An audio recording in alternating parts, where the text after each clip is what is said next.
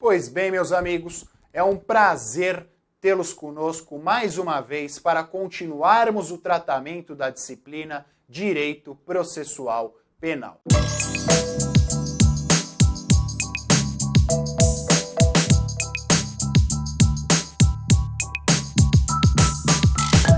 Nesta aula de número 46, começaremos a análise da sentença e dos seus requisitos.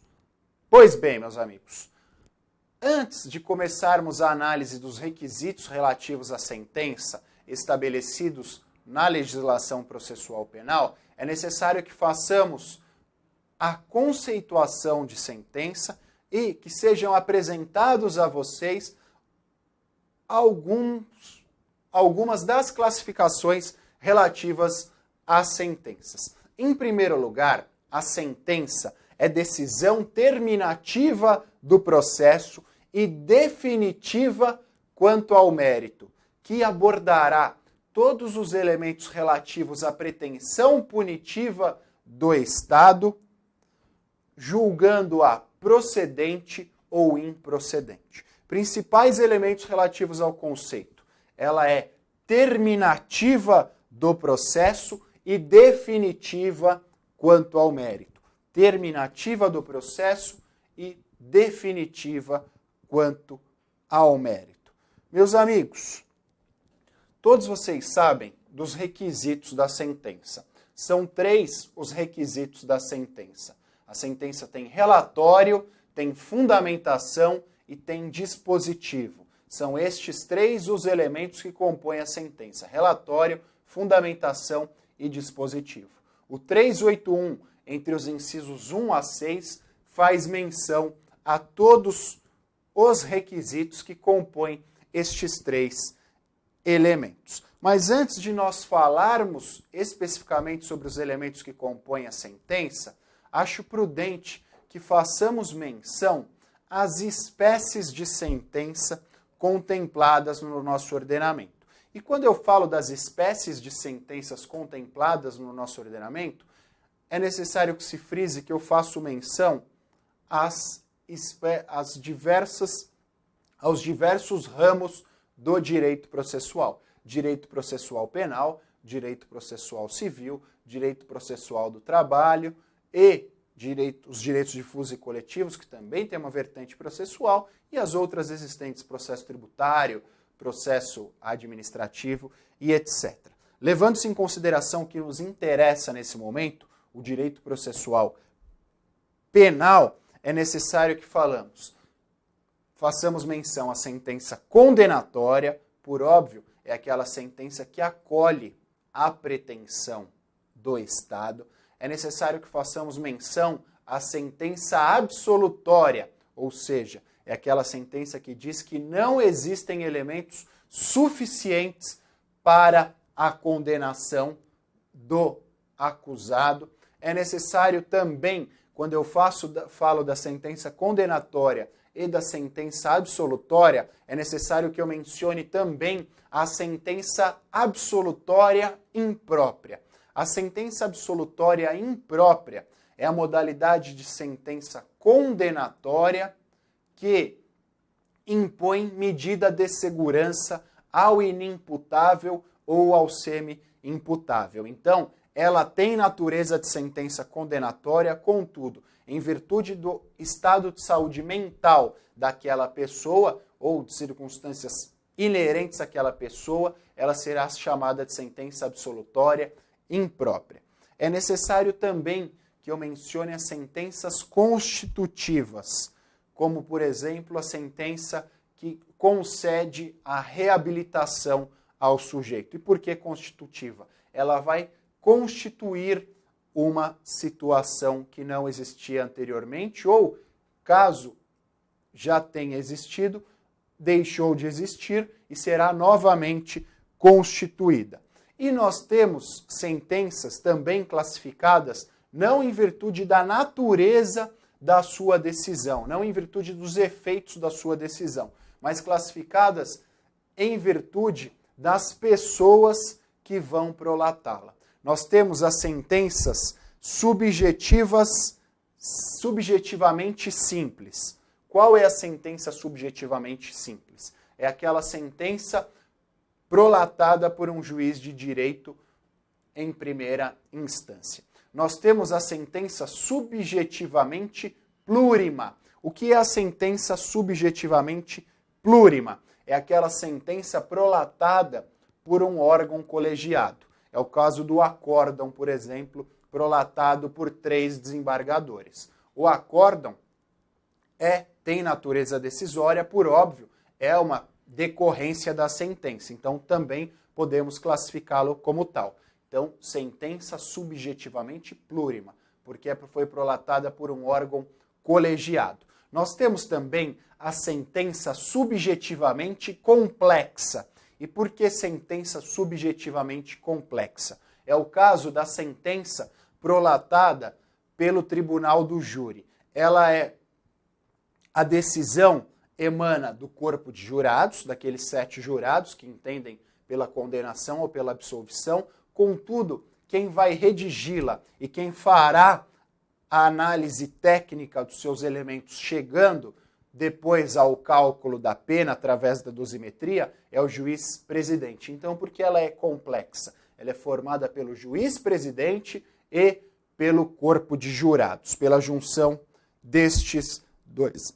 E nós temos também a sentença condicionada.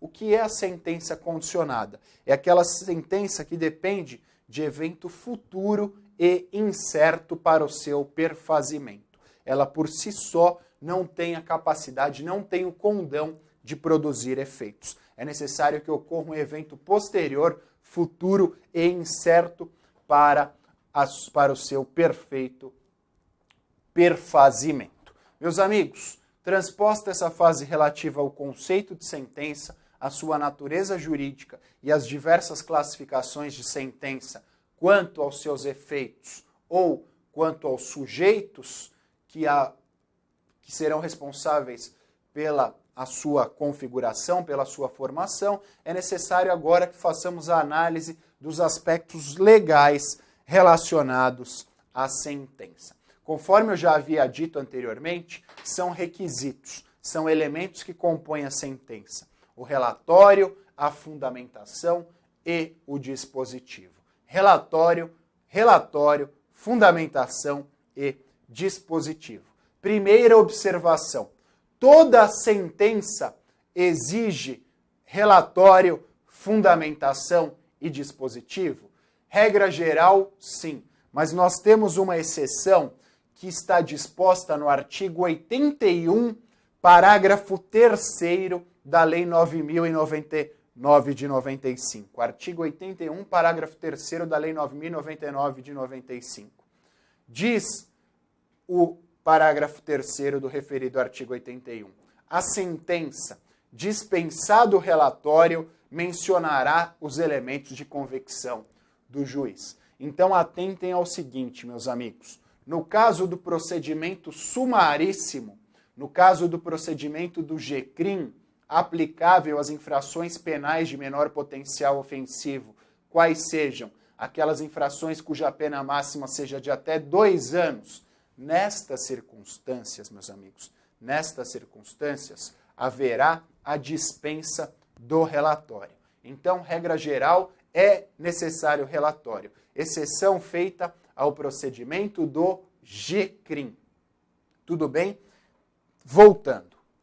Relatório, fundamentação e dispositivo. O relatório, meus amigos, é um breve relato que o juiz fará do processo e de todos os seus incidentes. Então ele fará menção às partes, fará menção à denúncia, qual foi o pedido feito pelo promotor na denúncia, fará menção à defesa, à resposta à acusação apresentada pelo réu, fará menção à audiência de instrução, debates e julgamentos, da oitiva das testemunhas, do interrogatório do réu, fará menção aos debates feitos ao final da audiência ou às alegações finais sob a forma de memoriais entregues por cada uma das partes. Ele fará um breve resumo mencionando todos os incidentes processuais. O relatório, meus amigos, corresponde aos incisos 1 e 2 do 381. O inciso 1 diz respeito aos nomes das partes ou as indicações necessárias para identificá-las e também a exposição sucinta da acusação e da defesa. Relatório. A fundamentação diz respeito aos fundamentos jurídicos e fáticos utilizados pelo juiz para, conforme a própria denominação evidencia, fundamentar a sua decisão. Diz respeito às razões técnico-jurídicas necessárias à fundamentação da decisão do juiz. Seja a sentença condenatória, seja a sentença absolutória, é necessário que se faça menção à fundamentação. E a fundamentação está disposta nos incisos 3 e 4 do 381. A indicação dos motivos de fato e de direito em que se fundar a decisão e a indicação dos artigos de lei aplicado. Incisos 3 e 4 dizem respeito à fundamentação. E o dispositivo diz respeito às disposições do juiz relativas à condenação ou à absolvição. No dispositivo ele absolve ou condena e menciona os elementos necessários que o levaram à formação deste convencimento, relativo à absolvição ou relativo à condenação. São as disposições dele, juiz. Inciso 5 e inciso 6, data e assinatura do juiz, por óbvio, para individualizar a condenação e para comprovar qual foi a autoridade responsável pela prolação desta sentença e a data em que esta foi proferida, por óbvio, em virtude de prazos peremptórios ou prazos existentes no Código de Processo Penal. Meus amigos, são estes os elementos relativos à sentença. Após a prolação da sentença, o juiz responsável por essa terá esgotado o seu poder jurisdicional.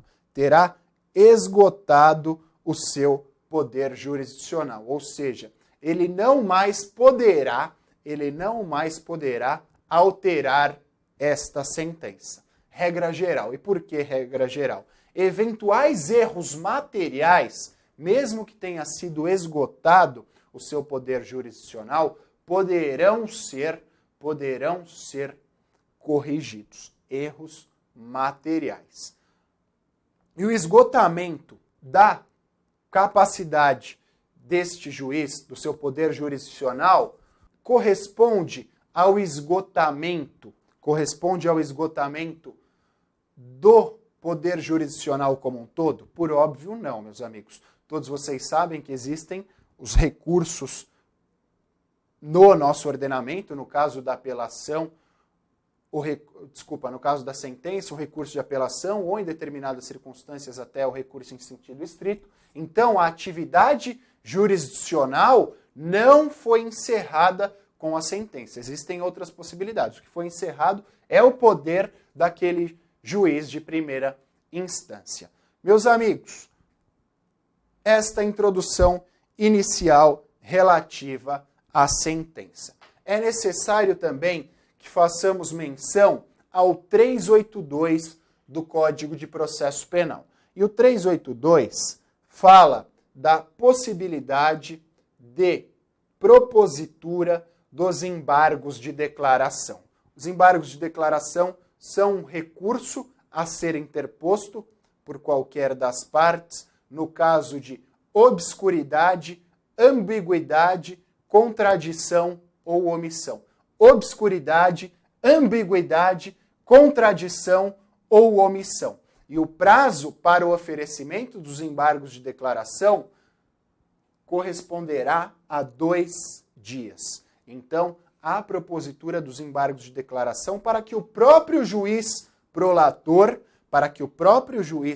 prolator, no caso de obscuridade, ambiguidade, contradição ou omissão, sane estes eventuais problemas. O responsável pela propositura dos embargos dirá: olha, esta sentença é ambígua por tais e tais elementos. E o juiz responsável pela prolação da sentença vai indicar os elementos suficientes para demonstrar que esta não é ambígua ou vai desfazer esta eventual ambiguidade. Então, o prazo de propositura é de 2 dias e os embargos de declaração serão propostos em face do órgão responsável pela prolação da sentença. A Lei 9.099 de 95, a Lei 9.099 de 95, também faz menção aos embargos de declaração no seu artigo 83. Diz o artigo 83 da Lei 9.099 de 95. Caberão embargos de declaração quando, em sentença ou acórdão, houver obscuridade, contradição, omissão ou dúvida. Obscuridade, contradição, omissão ou dúvida. E estes embargos serão dispostos no prazo de 5 dias. No prazo de 5 dias. Meus amigos, quanto aos embargos de declaração da Lei 9.099, 2 aspectos. Primeiro deles, obscuridade, contradição, omissão ou dúvida. No caso da Lei 9.099 de 95, são 4 requisitos. Obscuridade, contradição, omissão ou dúvida. Na Lei 9.099 de 95, a ambiguidade é chamada de dúvida. A ambiguidade é chamada de dúvida. Então, se o examinador exigir de vocês o conhecimento acerca dos requisitos que ensejam a propositura de cada um deles, no caso da Lei 9.099 de 95, nós tratamos como dúvida. No caso do Código de Processo Penal, nós tratamos como ambiguidade. E a outra diferença diz respeito ao prazo. No Código de Processo Penal, o prazo será de 2 dias. No caso da Lei 9.099 de 95, o prazo será de 5 dias. Percebam o seguinte, procedimento ordinário e sumário, que são procedimentos que têm maiores formalidades em virtude das garantias que devem ser preservadas, prazo de 2 dias. No caso do procedimento sumaríssimo, que é mais célere, onde prevalece a economia processual, prazo de 5 dias. São estas as diferenças entre eles, tá? O prazo e os requisitos que ensejam a aplicação. Meus amigos, outra questão diz respeito à suspensão ou à interrupção do prazo para recurso no caso da propositura dos embargos de declaração. Atualmente, prevalece o entendimento que, no caso do Código de Processo Penal, a propositura dos embargos de declaração interrompem o prazo para apresentação de outros recursos. No caso do CPP, porque no caso da Lei 9.099 de 95, expressamente o legislador diz: haverá a suspensão do prazo para a propositura de outros recursos. Então nós temos a terceira diferença. Código de Processo Penal interrompe, Lei 9.099 de 95 suspende. São estas as 2 diferenças. Meus amigos, daremos continuidade ao tratamento da sentença e dos seus aspectos no nosso próximo encontro. Foi um prazer estar com vocês mais uma vez. Valeu, tchau!